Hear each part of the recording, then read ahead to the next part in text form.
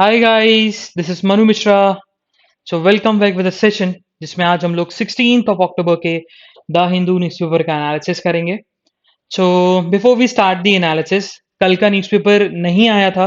कल का newspaper publish ही नहीं हुआ because of the occasion of some Ayudha Puja and जिसके चलते 15 अक्टूबर को कोई पब्लिकेशन नहीं था, जिसके चलते एनालिसिस भी नहीं हुआ। और ये न्यूज़ आपको ऑलरेडी कल मिल चुकी होगी, टेलीग्राम पे भी पोस्ट करवाया था एंड यूट्यूब कम्युनिटी पे भी मैंने पोस्ट करवा दिया था कि there will be no publication of the Hindu on 15th of October. That's why there will be no analysis of 15th of October. Okay, so here we are continuing with the series of the Hindu analysis. So let's start with today's newspaper analysis of 16th of October. So the first news, it's from Jammu and Kashmir. So what happened? Jammu and Kashmir में हम लोग cases सुन रहे थे, बहुत सारे case सुन रहे थे जिसमें सिविलियंस की डेथ हो रही थी और स्पेशली उनको टारगेट किया जा रहा था जो जम्मू एंड कश्मीर में माइनॉरिटी रिलीजन से बिलोंग करते हो। ओके, तो वही चीज बेसिकली बताई गई। तो पुलिस ने क्या किया, पुलिस ने इस चीज को काउंटर किया और पुलिस ने कल एक ऑपरेशन लॉन्च किया था और उस ऑपरेशन में 2 मिलिटेंट्स को मार गिराया। ओके, 2 मिलिटेंट्स को उन्होंने मार दिया और पुलिस का यही कहना है कि हमने जो 2 मिलिटेंट्स को मारा है, these 2 militants are behind the recent civilian deaths killed. जो रिसेंट अभी सिविलियंस की डेथ हुई है जो माइनॉरिटी रीजन से बिलोंग करते थे in the state of Jammu and Kashmir, उन इंसिडेंट्स के पीछे 2 मिलिटेंट्स का हाथ था और उन 2 मिलिटेंट्स को हमने मार दिया। हाँ, हमारी तरफ से भी कैजुअलिटीज हुई इस ऑपरेशन में, 2 सोल्जर्स, इंडियन सोल्जर्स की डेथ हो गई। Moving further, so it's news from WHO, World Health Organization. So what happened, देखो जब हम बात करते हैं 2019 की, तो 2019 देखा जाए तो चाइना में बहुत ज्यादा इंपैक्ट पड़ा था, वो भी इन दी मंथ ऑफ दिसंबर, कोविड-19 का। उसके बाद इंपैक्ट जो पड़ना स्टार्ट हुआ ना, वो पड़ना स्टार्ट हुआ 2020 फिर 2021। ये 2 साल बहुत ज्यादा हमारे लिए हमारे लिए क्या, पूरे वर्ल्ड के लिए बहुत ज्यादा डिजास्टरस रहे in the field of health. लेकिन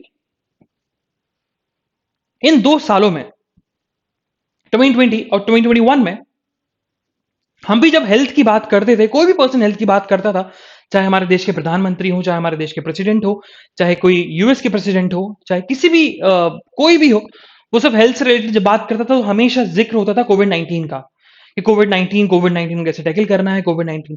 लेकिन कभी भी हमारा फोकस जो है वो अदर डिसीजेस के ऊपर नहीं गया, जैसे कि ट्यूबरक्लोसिस, जैसे कि कैंसर, जैसे कि एड्स, इन डेंगू, मलेरिया, इन डिसीज के ऊपर कभी गया ही नहीं, पोलियो। तो वही WHO ने बताया कि जब हम बात करते हैं ना इंडिया की, तो प्री पैंडमिक, मतलब बाय द एंड ऑफ 2019, है ना, टिल 2019 इंडिया में टीबी के केसेस, ट्यूबरक्लोसिस के केसेस बहुत ज्यादा कम हो गए थे। मतलब 41% इंडिया ने केसेस कम कर दिए थे as comparison to the last year 2018। India top top nation पे था, 41% ऑफ द केसेस कम किए थे, उसने डिक्रीज किए थे। लेकिन अगर हम बात करें अभी प्रेजेंट की, तो India one of the most affected nation है पैंडेमिक के समय, क्योंकि सबसे ज्यादा टीबी से रिलेटेड अगर डेथ हुई है ड्यूरिंग द पैंडेमिक तो वो इंडिया में हुई है। और वर्ल्ड में टीबी से रिलेटेड डेथ के केसेस बढ़ गए इस पैंडेमिक के सीजन में। ये चीज WHO ने खुद बताया। हाँ, इसमें अब डेटा दिया हुआ है, डेटा पढ़ने की कभी भी जरूरत नहीं होती है ना, कभी भी पढ़ने की जरूरत नहीं है डेटा। ठीक है, तो बस इतना समझो कि because of this pandemic, other diseases like tuberculosis, WHO ने खुद बोला है कि इस पैंडेमिक के समय कंपेयर करें मैं 2019 से 2018 से, जहां हम लोग डिक्रीज करते जा रहे थे टीबी के केसेस, टीबी के डेथ्स रिलेटेड केसेस, वो ड्रास्टिकली बहुत ज्यादा इंक्रीज हो गए after the pandemic or during the pandemic. Moving further, so Tamil Nadu. Okay, so the news is from Tamil Nadu. So what happened? Tamil Nadu के chief minister हैं Stalin, जो कि सन है करुणानिधि, जो कि फॉर्मर चीफ मिनिस्टर रह चुके हैं और उनकी डेथ हो चुकी है। सो स्टालिन जो कि प्राइम चीफ मिनिस्टर है तमिलनाडु के, एम के स्टालिन, उन्होंने लेटर लिखा है to the chief ministers of Delhi, Haryana, Orissa and Rajasthan, और उन्होंने अर्ज किया है कि भैया आपने अपने स्टेट्स में कंप्लीट बैन कर दिया क्रैकर्स को लेकर के, आप क्रैकर्स नहीं खरीदेंगे। उन्होंने बोला कि आप फिर से एक बार जो आपने नोटिफिकेशन लॉन्च किया, आपने नोटिफिकेशन जो पब्लिश किया कि हम क्रैकर्स को बैन करते हैं इस फेस्टिव सीजन में, दिवाली के सीजन में, इन इन द रिस्पेक्टिव स्टेट, उसको आप फिर से एक बार रिव्यू करो। क्योंकि जब हम तमिलनाडु की बात करें तो तमिलनाडु में शिवकाशी एक इंडस्ट्री है, फायर क्रैकर इंडस्ट्रीज, वर्ल्ड की सबसे लार्जेस्ट फायर क्रैकर इंडस्ट्रीज, जिसमें कम से कम 8 लाख से ज्यादा लेबर काम करती है। ओके, 8 लाख से ज्यादा लेबर काम करती है और उनका पूरा का पूरा लाइवलीहुड इस इंडस्ट्री के ऊपर डिपेंडेंट है, शिवकाशी इंडस्ट्री के ऊपर। मतलब सुना होगा कभी शिवकाशी के पटाखे आ गए, तो वही चीज, Sivakasi industries one of the world's largest industries, fire cracker industries. Okay, और उसमें 8 लाख वर्कर्स इन्वॉल्व हैं। और अगर आपने फायर क्रैकर्स को बैन किया तो ऑब्वियस सी बात है डिमांड नहीं होगी, जब डिमांड नहीं होगी तो प्रोडक्शन भी कम होगा, तो प्रोडक्शन कम होगा तो लेबर्स को ले ऑफ किया जाएगा, तो उनका लाइवलीहुड इम्पैक्ट डालेगा। तो हाँ, एम के स्टालिन का कहना ये है कि ठीक है, आप क्रैकर्स को पूरी तरीके से बैन मत करो, ठीक है, लेकिन हाँ, सुप्रीम कोर्ट और एनजीटी ने जो अलाउ किया है, जो बोला है उन्होंने कि भाई इस टाइप के फायर क्रैकर्स ही आप सेल कर सकते हो, तो उस चीज को परमिट कर दो। अब वाला परमिट मत करो जिससे पॉल्यूशन में इम्पैक्ट पड़ता हो, आप उन फायर क्रैकर्स को अलाउ कर दो जिसपे कम इम्पैक्ट पड़ता हो या इम्पैक्ट ही ना पड़ता हो। मूविंग फर्दर, सो हाँ देखो, अच्छा ये न्यूज बड़ी इंटरेस्टिंग सी न्यूज है ना। इसमें एक था कि एक टाइगर था, तो टाइगर बेसिकली इसका अलग कोड नेम दिया जाता टाइगर का, तो MDT-23। सो उसको उसको रिहैबिलिटेशन सेंटर भेज दिया गया, बिकॉज क्योंकि उसको बेसिकली देखा, उस पास्ट में केसेस रहे हैं कि इस टाइगर ने बहुत सारे लोगों को, बहुत सारे रेसिडेंट्स को और बहुत सारे वहाँ के विलेजर्स को मार दिया, उनको मार दिया अपना फूड समझने के लिए, तो जिसके चलते उनको रिहेबिलिटेशन सेंटर भेजा गया। लेकिन हमारे लिए जो मेन इंपॉर्टेंट न्यूज है ना, वो ये है, Mudumalai tiger reserve. Okay, that's the important news हमारे लिए, मधुमलाई टाइगर रिजर्व। तो मधुमलाई टाइगर रिजर्व है कहां पर? So in the state of Tamil Nadu, ठीक है, Mudumalai tiger reserve in the state of Tamil Nadu, and that's tiger reserve part of what? Tiger is a part of the Mudumalai national park. ठीक है, मधुमलाई नेशनल पार्क का ये पार्ट है। और मधुमलाई नेशनल पार्क की हम बात करें तो नीलगिरी बायो रिजर्व, ठीक है, तो नीलगिरी बायो रिजर्व जो है उसका पार्ट बनता है। और नीलगिरी बायो रिजर्व के अंदर बहुत सारी नेशनल पार्क, बहुत सारी सेंचुरीज आती हैं, ठीक है, बहुत सारी। अब नील मतलब ब्लू और गिरी मतलब माउंटेन, तो ब्लू माउंटेन से आया गया। तो Mudumalai tiger reserve, it's in the state of Tamil Nadu which share the border with आपका कर्नाटका एंड केरला, है ना, and the part of Mudumalai national park, and Mudumalai national park is a part of Nilgiri bio reserve. और Nilgiri bio reserve के अंदर बहुत सारे नेशनल पार्क आते हैं, जैसे वायनाड वाइल्ड लाइफ सेंचुरी है वो आता है, ठीक है, फिर बांदीपुर नेशनल पार्क आता है, मधुमलाई आता है, तो बहुत सारे इसमें नेशनल पार्क आते हैं, स्पेशली जो कि केरला, कर्नाटका और तमिलनाडु में सिचुएटेड है। मूविंग फर्दर, सो सिटी की न्यूज हमें नहीं पढ़नी है, हम लोग सिटी की न्यूज को स्किप करेंगे, but will move to the state page. तो स्टेट पेज में क्या हुआ देखो, हमने 14th ऑफ अक्टूबर को हमने एक न्यूज पढ़ी थी अबाउट दी बीएसएफ को लेकर, कि सेंट्रल गवर्नमेंट ने अपनी पैरामिलिट्री फोर्स जो है बीएसएफ, बाय नोटिफिकेशन, उन्होंने by the publication of notification, उन्होंने बीएसएफ का डोमिनेंस बढ़ा दिया इन द स्टेट ऑफ पंजाब, है ना। पहले क्या था, 15 किलोमीटर्स तक इंटरनेशनल बाउंड्रीज से 15 किलोमीटर्स तक बीएसएफ का डोमिनेंस हुआ करता था, बॉर्डर सिक्योरिटी फोर्स का। मतलब डोमिनेंस मतलब वो किसी भी पर्सन को सीज, किसी पर्सन को अरेस्ट, किसी पर्सन को सर्च कर सकते थे, है ना। 15 किलोमीटर के बाद स्टेट गवर्नमेंट का डोमिनेंस था, स्टेट गवर्नमेंट अपना राइट देखती थी, स्टेट की पुलिस देखती थी। लेकिन बाय नोटिफिकेशन उन्होंने 15 से 50 किलोमीटर कर दिया। तो उसी चीज को लेकर जो पंजाब के अपोजिशन पार्टीज हैं, शिरोमणि अकाली दल एंड आम आदमी पार्टी, उन्होंने सेंट्रल गवर्नमेंट को बेसिकली, सेंट्रल गवर्नमेंट के अगेंस्ट में है। उन्होंने यही बोला है कि बीएसएफ का नोटिफिकेशन जो है वो एंटी फेडरलिज्म है, फेडरलिज्म के अगेंस्ट में है। Moving further, so on the state news what happened, देखो हम बात करें अभी कोल की, तो अभी कोल की शॉर्टेज हमको सुनने को मिल रही है। लेकिन सबसे बड़ा क्वेश्चन जो रेज होता है ना, कि कोल की शॉर्टेज हो क्यों रही है, तो उसको हमने परसों भी बताया था, आज मैं फिर रिपीट कर रहा हूं कि why there is a shortage of coal in India. There are two main reason. The first main reason is क्योंकि पावर की डिमांड बहुत ज्यादा बढ़ गई। तो पावर की डिमांड जब बहुत ज्यादा बढ़ जाती है तो ऑब्वियसली बात है कोल का प्रोडक्शन उतना ही है, लेकिन सप्लाई ज्यादा बढ़ गई। जब सप्लाई ज्यादा बढ़ गई तो ऑब्वियसली बात है कोल का शॉर्टेज होगा, तो कोल का शॉर्टेज हो रहा है। और दूसरा जो मेन रीजन है कि कोल की शॉर्टेज क्यों हुई, बिकॉज कि मॉनसून सीजन में कोल को हम ट्रांसपोर्ट करने में डिले हो जाता है मॉनसून सीजन में, क्योंकि बारिश हो जाती है तो बाया रोड रूट बंद हो जाता है, आपका रेलवे रूट में भी थोड़ा सा प्रॉब्लम आती है, और कोविड-19 भी लग गया, जिसके चलते थोड़ा सा ट्रांसपोर्टेशन में हम लोगों को दिक्कत देखने को मिली, डिले देखने को मिला। तो उस चीज को लेकर सेंट्रल गवर्नमेंट ने खुद बोला है कि ये सब बकवास न्यूज है, कोल की शॉर्टेज ऐसे कुछ हुई नहीं है। उसी चीज को लेकर अगर देखो रियलिटी में देखा जाए तो है तो कोल की शॉर्टेज। उसी चीज को लेकर सेंट्रल गवर्नमेंट ने केरला को अर्ज किया है, देखो इलेक्ट्रिसिटी जनरेशन करना है हमें, अब इलेक्ट्रिसिटी जनरेशन के लिए आप दो चीजों को यूज कर सकते हो, पहला कोल को, तो कोल से इजीली जनरेट हो जाती है, और दूसरा जो है वो है हाइडल पावर। हाइडल पावर मतलब डैम्स के थ्रू आप इलेक्ट्रिसिटी जनरेट करते हो। तो वही चीज सेंट्रल गवर्नमेंट ने केरला गवर्नमेंट को अर्ज किया है, उन्होंने बोला है कि जो आपका पीक आवर नहीं होता, पीक आवर मतलब सुबह के 8 बजे से लेके शाम के 6 बजे तक, आप उसमें भी बेसिकली हाइडल स्टेशन से इलेक्ट्रिसिटी को जनरेट करिए और ज़्यादा जनरेशन को इंक्रीज कर दो। सेंट्रल गवर्नमेंट ने अर्ज किया है, क्योंकि हमारे पास कोल की शॉर्टेज है, और बाय 31st ऑफ अक्टूबर आप इंक्रीज कर दो ऑफ पीक आवर में। और तो ये मतलब जो कोल की शॉर्टेज की न्यूज़ आ रही है और जो कोल की शॉर्टेज हो रही है, जो प्रॉब्लम्स है वो शॉर्टेज जो है इलेक्ट्रिसिटी का प्रोडक्शन जो कम हो रहा है, वो थोड़ा सा वो थोड़ा सा वो थोड़ा सा बेसिकली कवर अप हो जाएगा। ओके, लेकिन अब ऑब्वियस सी बात है, जब स्टेट गवर्नमेंट को बोला गया है काम करने को, तो स्टेट गवर्नमेंट को भी कुछ ना कुछ चाहिए।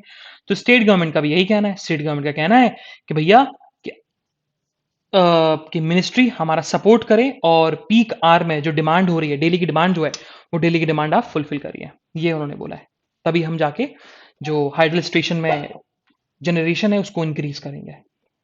मूविंग फर्दर, सो एक बहुत famous leader from the party of CPIM, CPIM M मतलब नॉट मार्क्सिस्ट, इस माओइस्ट, ठीक है, जो नक्सलाइट्स होते हैं ना, नक्सलाइट्स की पार्टी यही है, communist party of India, Maoist. तो it's not a recognised political party, but they have made their own party, and they claim they self as comrade और रिवोल्यूशनरिस्ट, और वायलेंट अटैक होते हैं, तो ये इंटरनल, जिसको बेसिकली इंटरनल टेररिज्म भी बोला गया था by the prime minister Manmohan Singh. तो उनके बहुत top most leader Ramakrishna, okay, तो रामकृष्ण की डेथ हो गई है बाय कार्डिक अरेस्ट, उनकी डेथ हो गई है। ये बेसिकली खुद ये पार्टी ने न्यूज़ पब्लिश करी है, सीपीआई मायूस ने खुद लॉन्च किया है कि भैया जो रामकृष्ण है ना, top most leader, also known as Akkiraju Haragopal, उनकी डेथ हो चुकी है। मूविंग फर्दर, सो आज हमारे लिए एडिटोरियल में दो इंपॉर्टेंट एडिटोरियल्स हैं। The first one is vigilance vaccination and endemic कोविड-19, इसको अपन डिस्कस करेंगे डिटेल में। The second one is fast forward, इसको अपन डिस्कस करने वाले हैं। दो हमारे लिए इंपॉर्टेंट एडिटोरियल है। तो आज सेकंड जो पेज होता है ना, उसमें ग्राउंड जीरो आता है, तो ग्राउंड जीरो हमारे लिए बिल्कुल भी इंपॉर्टेंट नहीं है। Okay, so will discuss these two editorials. चलो, सो फर्स्ट एडिटोरियल जो है, it's about the vigilance vaccination and endemic कोविड-19। देखो, इस एडिटोरियल को जिन्होंने स्टार्ट किया, उन्होंने बताया कि हम देखा जाए तो इंडिया में कोविड-19 के डेली केसेस जो हैं, वो फ्रॉम 21st ऑफ जून 2021 से डिक्रीज होते आ रहे हैं। पहले 50,000 था, तो 27 जून से 50,000 से कम होने लगे। उसके बाद अभी हम देख रहे हैं भाई सितंबर, तो 40,000 से भी अब कम केसेस आ रहे हैं, है ना। तो अब इसके रीजन बताया गया कि इसकी रीजन क्या है, अभी 30,000 से भी कम केसेस आ रहे हैं, रीजन बताया गया। तो उन्होंने बताया कि देखो, अगर हम बात करें तो हमने ट्रेंड्स लिए हैं, ऐसा नहीं है कि हम सिर्फ अपने मन से बोल रहे हैं, या फिर हमने कहीं से फर्जी कोई एनालिसिस हुआ था, या फर्जी कोई बेसिकली सर्वे हुआ था और हमने उससे उठा लिया, ठीक है। रियलिटी में हमने खुद बेसिकली स्टडी करी, और बताया गया कि अभी जो हम जिसको पैंडेमिक नाम दे रहे थे, जिसको हम पैंडेमिक नाम दे रहे थे, वो अब एंडेमिक में आ गया। अब देखो पैंडेमिक क्या होता है, पैंडेमिक में पूरा वर्ल्ड अफेक्ट होता है, पूरा वर्ल्ड अफेक्ट होता है। लेकिन जब भाई अब बात हम एंडेमिक की करते हैं, तो एंडेमिक में कोई पर्टिकुलर रीजन और कोई पर्टिकुलर एरिया अफेक्ट होता है ना, नॉट होल वर्ल्ड। पैंडेमिक में होल वर्ल्ड, तो कोविड-19 जो पैंडेमिक था एक समय पे, अब वो एंडेमिक पे आ गया। तो वही चीज बताई गई कि अब देखा जाए तो इन 15 वीक्स में हमने ट्रेंड लिया from the state of Kerala, from the state of Sikkim and from the state of Mizoram. In states को छोड़कर हम पूरे नेशन को बोल सकते हैं कि कोविड-19 जो है अब एंडेमिक हो चुका है, ना कि पैंडेमिक। हम लोग एंडेमिक के फेज में अब आ चुके हैं, क्योंकि हमारे डेली केसेस जो हैं अब वो अब स्लो डाउन होना स्टार्ट हो गए। ये बेसिकली ऑथर ने बताया। और अभी खुद आईसीएमआर ने फोर्थ सीरो सर्वे किया था, और सीरो सर्वे में बताया गया कि around 67.6 percent of the population, मतलब 2/3 of the population living in India, उनके अंदर एंटीबॉडी जनरेट हो चुकी है। तो इट मींस अराउंड 950 मिलियन लोगों के अंदर एंटीबॉडी जनरेट हो चुकी है। ये चीज ऑथर ने एक्सप्लेन किया। अब यहां पर थोड़ा डेटा की बात कर दी उन्होंने, तो डेटा की पढ़ने की बिल्कुल जरूरत नहीं है। हाँ, अब जो है वो यहां से पढ़ना है, अब यहां से पढ़ना है, यहां से दैट्स वन एंडेमिक ट्रांजिशन। तो बताया गया कि ये endemic transition will be sustained by new infections in the previously unaffected remains plus new addition to the population by an annual birth. तो वही चीज बताई गई कि देखो, हाँ, अब जो है कि हाँ, री इन्फेक्शन फिर से हो सकता है, मतलब नए इन्फेक्शन हो सकते हैं और री इन्फेक्शन हो सकते हैं। तो दो तरीके से कोविड-19 होगा, या तो कोई नया इन्फेक्शन जिसके चांसेस कम है, अब चांसेस वैसे कम है क्योंकि मेजॉरिटी ऑफ दी पॉपुलेशन की एंटीबॉडी जनरेट हो चुकी है। दूसरा जो तरीका है कि लोग अफेक्ट हो जाए कोविड-19 से, वो है री इन्फेक्शन, कि ऑलरेडी इन्फेक्टेड थे, अब फिर से इन्फेक्ट हो जाए। ठीक है, दो तरीके से अब कोविड-19 से आदमी आदमी बेसिकली अफेक्ट हो सकता है। अब ऑथर ने बताया ऑन दी जैप्स, उन्होंने वैक्सीनेशन को लेकर बताया। तो उस चीज को लेकर उन्होंने बताया कि अगर हम बात करें इंडिया में, अभी तक सिर्फ 20% ऑफ दी लोगों को 2 डोजेस लगे हैं। तो एज कंपैरिजन अगर हम उस पर बात करें तो 2.2% ऑफ द पॉपुलेशन, 2.2% को लोगों को जैप्स लगती है हर महीने, क्योंकि वैक्सीनेशन कब से स्टार्ट हुई? जनवरी से स्टार्ट हुई। उस हिसाब से देखा जाए तो सिर्फ 20% ऑफ द पॉपुलेशन को वैक्सीन लगी है। उस हिसाब से देखा जाए तो हर महीने 2.2% लोगों को वैक्सीन लगती है। तो भाई देखा जाए तो इंडिया में वैक्सीनेशन से हम लोग कभी भी कोविड-19 को हम टैकल नहीं कर पाएंगे, हर्ड इम्यूनिटी से। अब हर्ड इम्यूनिटी मतलब कि मान के चलो जैसे कि मुझे कोविड-19 हुआ, अभी ये 5-6 लोग हैं, ठीक है, 5-6 लोग हैं, ये लोग इतने सारे लोग हैं।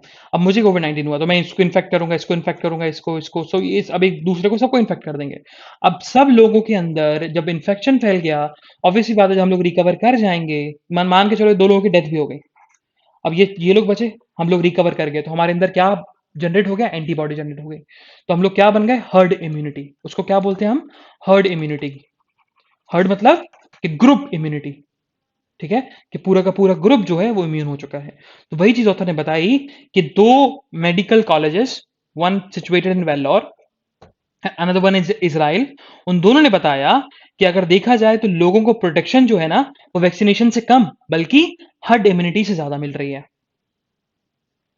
ओके, क्योंकि वैक्सीनेशन का जो प्रोसेस है या वैक्सीनेशन का जो ड्राइव है बहुत स्लो है। वही चीज बताई गई, 10 महीने में सिर्फ 20% ऑफ द पॉपुलेशन को डबल शॉट्स दिए गए, 2 शॉट्स दिए गए, जो कि गलत है। इतना इतना स्लो नहीं होना चाहिए। वहीं अदर कंट्रीज की बात करें तो वहां पर बेसिकली बहुत सारी कंट्रीज ऐसी है जहां पर सब लोगों को वैक्सीन दे दी गई है। ओके, देन आगे फिर ऑथर ने यही बताया कि indeed the reinfection rate in India according to ICMR was only 4.5%। मतलब आईसीएमआर के अकॉर्डिंग री इन्फेक्शन का रेट जो है 4.5% है।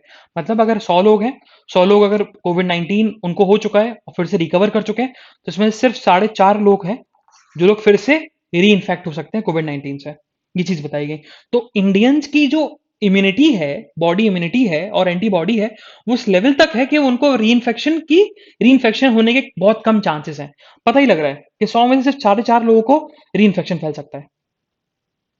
ओके, देन आगे यही बताया गया। फिर आगे उन्होंने यही बताया कि देखो अभी हमें फोकस जो करना है वो 2 लोगों पे करना है। पहला सीनियर सिटीजन्स। तो सब अब क्वेश्चन उठता है, भाई सीनियर सिटीजन को तो हमने वैक्सीन दे दी, लेकिन हमने उनको वैक्सीन नहीं दी, उन सीनियर सिटीजन्स को हमने वैक्सीन नहीं दी जिनको कोमोर्बिडिटीज है, जैसे कि जिनको हार्ट की डिसीज है, जिनको बेसिकली डायबिटिक है, उनको हमने डिसीज नहीं दी, उनको हमने वैक्सीन नहीं दी। तो हमें पहला जो मेन फैक्टर है, मेन फोकस है, हमें सीनियर सिटीजन के ऊपर करना चाहिए। सीनियर सिटीजन विद कोमोर्बिडिटीज, उनको हमें जैब्स देने, उनको हमें वैक्सीन देनी है। दूसरा, प्रेग्नेंट वुमेन। हमने प्रेग्नेंट वुमेन को अभी भी वैक्सीन देने से रोक रखा है।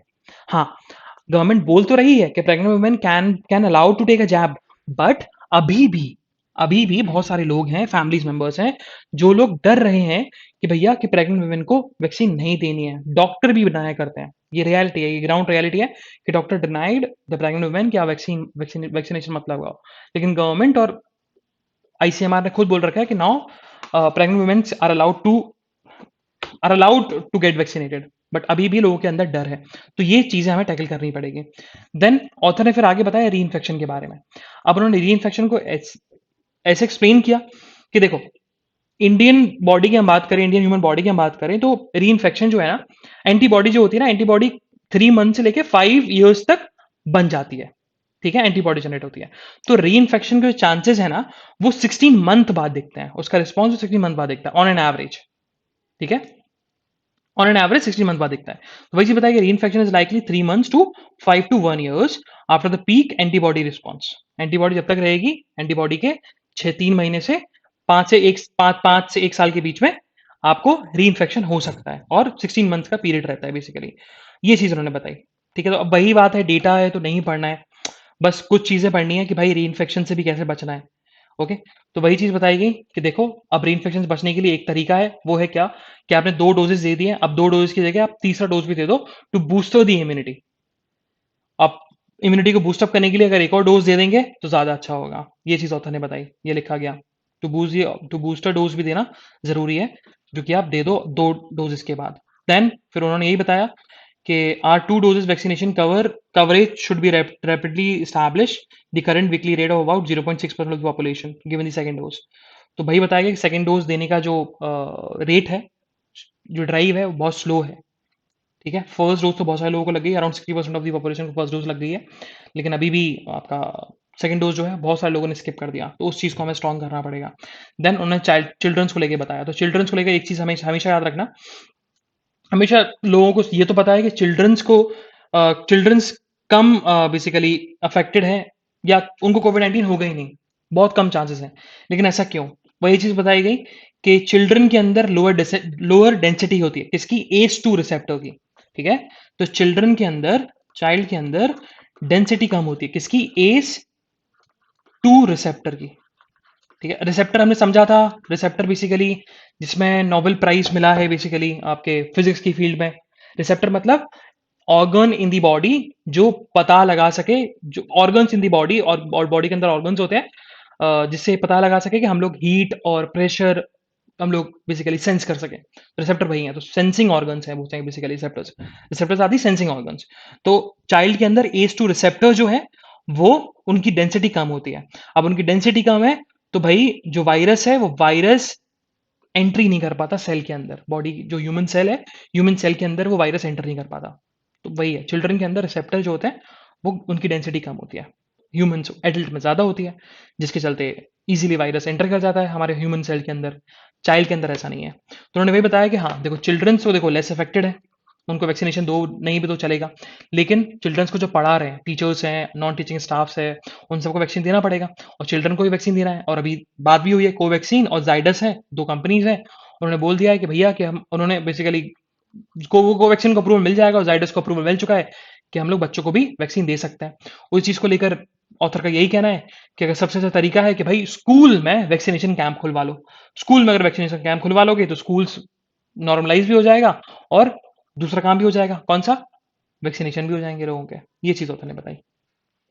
ठीक है, थोड़ा डिफिकल्ट है, थोड़ा सा मतलब अलग सा एडिटोरियल है वही बात कि री इन्फेक्शन और कोविड-19 थोड़ा साइंस रिलेटेड है। पढ़ने की कोशिश करना, ईज़ी है, समझ में आ जाएगा। Moving further towards the next editorial, that's about the fast forward. अब ये है क्या, इसको अपन थोड़ा डिस्कस कर लेते हैं। ठीक है, फास्ट फॉरवर्ड है क्या? देखो, रिसेंटली अभी प्राइम मिनिस्टर मोदी ने गति शक्ति मास्टर प्लान को लॉन्च किया। अब गति शक्ति मास्टर प्लान लॉन्च करने का उनका मेन एम क्या था या थीम क्या था? उनका काम था कि इंडिया में जो अभी इकोनॉमिक ग्रोथ का इंजन जो है बहुत स्लो हो चुका है, कोविड-19 से भी स्लो हो चुका है, और वैसे भी बहुत स्लो है अगर हम other fast developing nation China और अदर नेशन से कंपेयर करें। तो उस इंजन को बूस्टअप करने के लिए, उस इकोनॉमिक ग्रोथ जो कि स्लो है उसको फास्टन करने के लिए हम लोग क्या करेंगे? रिन्यूड मोमेंटम लेके आएंगे, है ना? एक हम लोग मेजर इंफ्रास्ट्रक्चर अपग्रेड्स करेंगे, और लॉजिस्टिक्स कॉस्ट जो होती है उसको कट डाउन करेंगे। और ये करने का एक ही तरीका है, वो है क्या? गति शक्ति मास्टर प्लान। अब गति शक्ति मास्टर प्लान है क्या? ये बेसिकली बोलता है कि लॉजिस्टिक कॉस्ट जो है, जो कि इंफ्रा इंडस्ट्रीज में बहुत ज्यादा पैसा लगाती हैं, उनको कट डाउन किया जाएगा। कैसे? उन्होंने बोला कि अराउंड 16 मिनिस्ट्रीज, अब 16 मिनिस्ट्री मतलब जैसे कि हाईवे हो गया, रोड हो गया, आपका क्या बोलते हैं, PWD हो गया, आपका रेलवे हो गया, इन सब मिनिस्ट्रीज, अराउंड 16 मिनिस्ट्री को इंटीग्रेट किया जाएगा through information technology, through satellite mapping and through data tools. इनके थ्रू इंटीग्रेट किया जाएगा। इससे होगा क्या? इससे मान के चलो, जैसे कि मान के चलो होता क्या था कि जैसे हाईवे मिनिस्ट्री है, हाईवे एंड रोड मिनिस्ट्री है, तो भाई हाईवे रोड बन रहा है, तो हाईवे रोड पे तो क्या लगना है? आपके डांबर लगना है, गिट्टी लगनी है। तो भाई हाईवे वालों के लिए अलग गिट्टी जा रही है, और रेलवे रेलवे पे भी बेसिकली लाइन बननी है, लाइन बिछनी है, तो उसके लिए अलग गिट्टी जा रही है, और है सेम डिस्ट्रिक्ट में, सेम एरिया में। तो अब प्रॉब्लम ये है कि सप्लायर कुछ ही है। तो अगर मान के चलो सप्लायर किसको सप्लाई करे, पहले हाईवे वालों को सप्लाई करे कि रेल वालों को सप्लाई करे? तो एक तो दो जगह जाना है, सेम जगह जाना है, तो दो लोग चाहिए ले जाने के लिए, ह्यूमन कॉस्ट ज्यादा लग रहा है। ठीक है। और आपका देखा जाए तो देखो, अब खुद सोचो, अब अगर दो लोग जाएंगे देने के लिए, दो अलग अलग बेसिकली ट्रांसपोर्टेशन लगेंगे, तो ट्रांसपोर्टेशन कॉस्ट ज्यादा लगेगा, डीजल कॉस्ट ज्यादा लगेगा। डीजल कॉस्ट के साथ साथ आपका देखा जाए तो मटेरियल जो है, जो एक्सेस मटेरियल है, वो एक्सेस मटेरियल आपस में यूज नहीं हो पाएगा। तो उस चीज को रोकने के लिए गति शक्ति मास्टर प्लान आया कि इंटीग्रेट करेंगे इन सारी चीजों को, बेसिकली इंफ्रास्ट्रक्चर जो है, इंफ्रास्ट्रक्चर मिनिस्ट्रीज जो है, उनको सबको इंटीग्रेट किया जाएगा। अब उससे होगा क्या? अब एक ही है, एक ही सप्लायर है, अब एक ही सप्लायर हाईवे को भी सप्लाई कर रहा है और आपके रेलवे को भी सप्लाई कर रहा है। ट्रांसपोर्टेशन कॉस्ट बच रही है, लॉजिस्टिक कॉस्ट बच रही है। ठीक है। तो लॉजिस्टिक कॉस्ट बचेगी, लॉजिस्टिक कॉस्ट बचेगी। और देखा जाए तो लॉजिस्टिक कॉस्ट लगता बड़ा, कब लगता है कि भाई कितनी लगता होगा, 1 लाख। लेकिन प्रोजेक्ट्स कितने होते हैं? बहुत सारे प्रोजेक्ट्स हैं। तो उन 1 लाख को कम से कम आप 1 लाख और कर दो, तो हर महीने का इतना करीब कॉस्ट ज्यादा लग जाता है। तो इस चीज को बताया कि अभी हम देखा जाए तो logistic, the cost of logistic to GDP है, वो 14% है। और अभी गवर्नमेंट का जो एस्पिरेशन है वो यही कहना है कि लॉजिस्टिक कॉस्ट को हम 8% तक रिड्यूस कर दें। है ना? तो लॉजिस्टिक कॉस्ट 14%, इसका मतलब है कि लाना ले जाना मटेरियल और ये सब चीजें, ये कॉस्ट। तो अब ये कॉस्ट को हम रिड्यूस करना चाहते हैं 8% तक। अब कैसे रिड्यूस करेंगे? वही बात, हम डीजल से पैसा बचाएंगे, हम लोग ट्रांसपोर्टेशन कॉस्ट बचाएंगे, हम लोग टाइम को बचाएंगे, इंफ्रास्ट्रक्चर को बूस्ट अप करेंगे। ये चीज ऑथर ने बताई। ठीक है। बहुत सारी चीजें होने वाली है, और इससे एक और फायदा होगा, हम लोग जो क्लाइमेट चेंज का जो हमारा कमिटमेंट है कि हम लोग कम बेसिकली कार्बन इमिट करेंगे, वो भी हमारा सक्सेसफुल हो सकता है। कैसे? क्योंकि अब दो व्हीकल नहीं, एक ही व्हीकल से काम हो जाएगा। तो जो व्हीकल बेसिकली कार्बन इमिशन होता है, वो व्हीकल कार्बन इमिशन भी पहले जो दो व्हीकल करती थी, अब एक ही व्हीकल करेगा, तो एक व्हीकल का कार्बन इमिशन तो बचेगा। वो चीज बताएगी। देन फिर आगे उन्होंने यही बोला कि हाँ, अब मेन जो फोकस है इंफ्रास्ट्रक्चर पे आ गया। उनका यही कहना है कि अगर हम बात करें तो इंफ्रास्ट्रक्चर को बूस्टअप करने के लिए इकोनॉमिक सर्वे हुआ था। इकोनॉमिक सर्वे 2021 का कहना था कि सेंटर और स्टेट की पार्टनरशिप होनी चाहिए, तब जाके इंफ्रास्ट्रक्चर बहुत अच्छा बन पाएगा इंडिया के अंदर। सेंटर और स्टेट के बीच में इंटीग्रेशन नहीं होगा ना, तो कभी भी इंफ्रास्ट्रक्चर अच्छा नहीं हो सकता। तो सेंटर और स्टेट के बीच में इंटीग्रेशन होना चाहिए, उन दोनों के बीच में कम्युनिकेशन गैप नहीं होना चाहिए। पहला पॉइंट उन्होंने बताया। दूसरा पॉइंट उन्होंने बताया कि देखो, अभी गवर्नमेंट को बहुत नेगेटिव बातें सुननी पड़ रही हैं। लोग यही बोल रहे हैं कि अभी कोविड-19 आया, फोकस हेल्थ पे करना चाहिए, लोग भुखमरी से मर रहे हैं, लोगों के पास जॉब्स नहीं है, आप जॉब्स देनी चाहिए। लेकिन आप फोकस किस पे कर रहे हो? National basically national infrastructure pipeline पर इंफ्रास्ट्रक्चर बिल्डअप कर रहे हो। लेकिन गवर्नमेंट का यही कहना है कि देखो, अगर हम इंफ्रास्ट्रक्चर नहीं बनाएंगे ना, तो इंफ्रास्ट्रक्चर नहीं बनाएंगे तो बेसिकली इन्वेस्टमेंट अट्रैक्टिव नहीं हो लगेगा। कोई करेगा नहीं इन्वेस्टमेंट। जब इन्वेस्टमेंट नहीं करेगा, तो गवर्नमेंट के पास पैसा नहीं होगा, लोगों के पास पैसा नहीं होगा। जब लोगों के पास पैसा नहीं होगा, तो एम्प्लॉयमेंट जनरेट कैसे होगा? तो उस चीज को हम लोग बूस्ट अप कर रहे हैं। तो ये थोड़ा लॉन्ग प्रोसेस है, बट हाँ, इसका जो रिजल्टेंट होगा वो अच्छा होगा। तो वही बात, तो पब्लिक का ट्रस्ट जीतने के लिए हमें गति शक्ति मास्टर प्लान को सक्सेसफुल बनाना पड़ेगा, ये चीज करनी पड़ेगी। यही लास्ट में ऑथर ने लिखा है। Moving further, so on the national news, national news की हम बात करें तो प्राइम मिनिस्टर मोदी ने कल बेसिकली 7 डीपीएसयूज को लॉन्च कर दिया, उसको इनॉग्रेशन कर दिया। अब डीपीएसयूज है क्या? तो डिफेंस पब्लिक सेक्टर अंडरटेकिंग। पहले क्या था? पहले बेसिकली सिर्फ एक ही बॉडी थी, ऑर्डिनेंस फैक्ट्री बोर्ड, और वही बेसिकली इंडिया में डिफेंस को लेकर काम करती थी। चाहे वेपन्स बनाने हो, चाहे ट्रेनिंग देनी हो, चाहे हैवी वेपन्स बनाने हो, चाहे लाइट वेपन्स बनाने हो, कुछ भी बनाना हो। ठीक है। तो अब क्या हो गया? अब OFB मतलब ऑर्डिनेंस फैक्ट्री बोर्ड, उनको 7 डीपीएसयूज में डिवाइड कर दिया, डिफेंस पब्लिक सेक्टर अंडरटेकिंग में डिवाइड कर दिया। और ये किया क्यों गया? ये आत्मनिर्भर भारत के थ्रू किया गया कि इंडिया को केपेबल बनना है, खुद ही केपेबल बनना है डिफेंस सेक्टर में। ये लिखा गया, पहली लाइन में लिखा गया, the goal is to make India a military power globally on its own strength and develop a modern indigenous defence industry.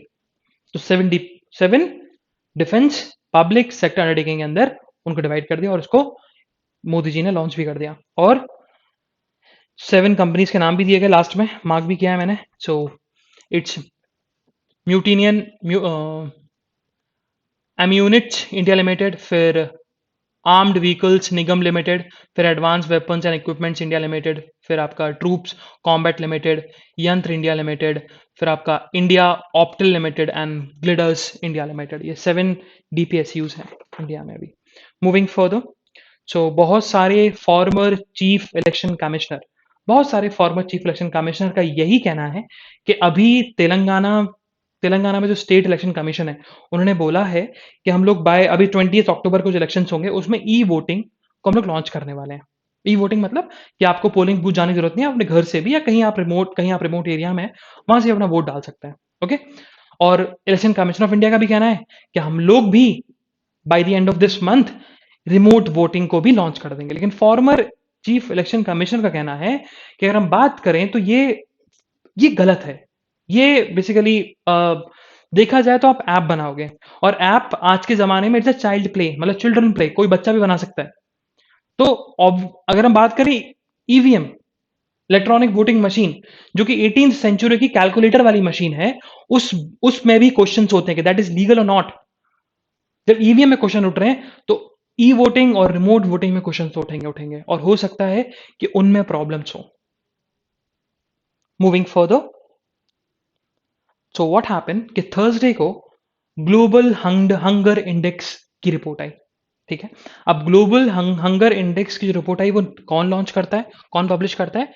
Published by whom? Concern world wide and world hanger health, इन्होंने launch करी। और उसमें India को rank जो दी गई है 101 दी गई है आउट ऑफ 116 कंट्रीज।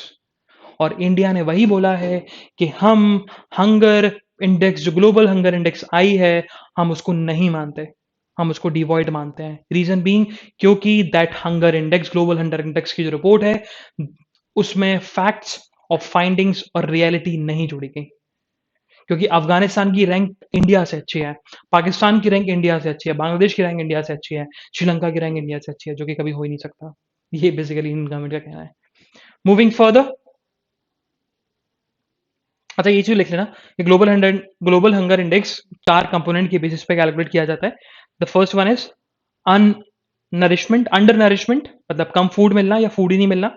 आपका फिर होता है चाइल्ड वेस्टिंग। चाइल्ड वेस्टिंग का मतलब है कि बच्चा is too thin, child is too thin as comparison to his और हर हाइट। फिर आता है आपका चाइल्ड स्टर्निंग। तो चाइल्ड स्टर्निंग का मतलब होता है कि बच्चे की height as comparison to his और हर एज कम है। फिर लास्ट में जो आता है चाइल्ड मोर्टेलिटी है। चाइल्ड मोर्टेलिटी का मतलब कि कितने बच्चों की डेथ हुई है बिलो द एज ऑफ 5। तो इन 4 कंपोनेंट्स को कैलकुलेट किया जाता है, उस बेसिस पर ग्लोबल हंगर इंडेक्स लॉन्च की जाती है, पब्लिश की जाती है। Moving further, so what supreme court ने क्या बोला? सुप्रीम कोर्ट का कहना था कि compassion can not be persistent, that what supreme court said. अब इसको समझने के लिए थोड़ा सा पहले हमें फैक्ट समझने पड़ेंगे। तो व्हाट हैपन, बहुत सारे कश्मीरी पंडित्स, उनको वहां से भगाया गया था, जम्मू कश्मीर से भगाया गया था, और बहुत सारे गवर्नमेंट एम्प्लॉयज भी थे, तो वो लोग गवर्नमेंट अपार्टमेंट्स में थे। अब हुआ क्या, अब गवर्नमेंट अपार्टमेंट्स में रुके हुए हैं, बहुत साल हो गए, है ना, बहुत साल तक वो लोग रुके हुए हैं, और रिटायर भी हो गए। रिटायरमेंट के बाद भी वो खाली नहीं कर रहे हैं। उनका यही कहना है कि भाई जम्मू एंड कश्मीर हम लोग जा नहीं सकते, हमारे लिए सेफ नहीं है। उस चीज को लेकर सुप्रीम कोर्ट ने बोला कि तो कंपैशन मतलब दया भावना हम लोग हमेशा के लिए आपके पास नहीं रख सकते। ये उनका कहना था। मतलब हमारी हमारी सरकार की दया थी तो हमने दया दिखाई, हमने आपको रहने की जगह दी क्योंकि आपके ऊपर एट्रोसिटीज हुई थी, लेकिन ये दया हमेशा के लिए फॉर एवर आपकी आने वाली जनरेशन के लिए नहीं हो सकती। ये सुप्रीम कोर्ट ने बोला है, और जगह आप खाली करिए, वो सरकार की जगह है।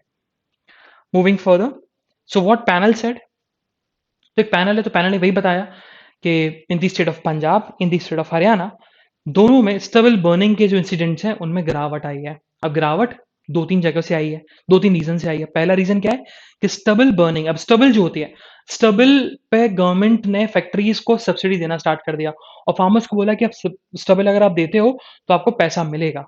तो फैक्ट्रीज दे रही है तो फैक्ट्रीज खरीदेंगे स्टबल, तो फार्मर्स नहीं जलाएंगे स्टबल, तो फार्मर्स की भी इनकम हो रही है। दूसरा जो मेन रीजन है कि फार्मर्स को शिफ्ट किया जा रहा है अदर क्रॉप्स के ऊपर, नॉट ऑन दी सिर्फ आपका वीट और राइस उगाएं, आप अदर क्रॉप्स भी उगा सकते हैं जिसमें स्टबल नहीं होते। ठीक है। तो जिसके चलते पंजाब और हरियाणा में इंसिडेंट्स कम हुए स्टबल पंजाब में कुछ कम हुआ, पंजाब में तो 40% के ऊपर कम हो गए, हरियाणा में 18% कुछ कम हुआ है। मूविंग फर्दर, सो ज्यूरिक म्यूजियम में रिसर्च सेंटर खोला गया जो इंडियन आर्ट को डिपिक्ट करता है, ठीक है। तो म्यूजियम का नाम लिख लेना, what's the name of the museum, and वो रिसर्च सेंटर का नाम क्या है वो लिख लेना, लिखा हुआ मार्क कर रखा है मैंने, just write down in some notebook. Moving further, so on the world news में इट्स एक ही इंपॉर्टेंट न्यूज है हमारे एग्जामिनेशन पर्सपेक्टिव से, दैट इज अफगानिस्तान में कल अटैक हुआ, फिर से अटैक हुआ, मॉस्क के अंदर अटैक हुआ, शिया मॉस्क के अंदर अटैक हुआ और 41 लोगों की डेथ हो गई। तो वही तालिबान में अभी टेररिज्म धीरे धीरे अब शायद अफगानिस्तान में अब टेररिज्म धीरे धीरे अब दिखना स्टार्ट हो रहा है। मूविंग फर्दर, सो यूएस, एक और न्यूज है वर्ल्ड न्यूज है। सो यूएस ने बोला है कि हम लोग फॉरेनर्स को अलाउ कर देंगे यूएस में एंटर करने के लिए अगर वो फुली वैक्सीनेटेड है फ्रॉम 8 ऑफ नवंबर से। ये यूएस बोल चुका है, जो बाइडेन एडमिनिस्ट्रेशन ने क्लियर कर दिया है कि from 8th of November we will allow the foreigners to travel in US, but only one condition that they should be fully vaccinated. So अच्छा, स्पोर्ट्स न्यूज से एक और न्यूज लिख लेना। तो स्पोर्ट्स न्यूज से एक ही न्यूज है कि Chennai Super Kings won the IPL, है ना, 4th टाइटल उन्होंने जीत लिया by defeating Kolkata Knight Riders. Okay, so this the analysis of today's newspaper. हम लोग कल फिर मिलेंगे with some exciting news, some exciting current affairs. तब तक के लिए बाय बाय बच्चे, have fun and enjoy your day, bye bye.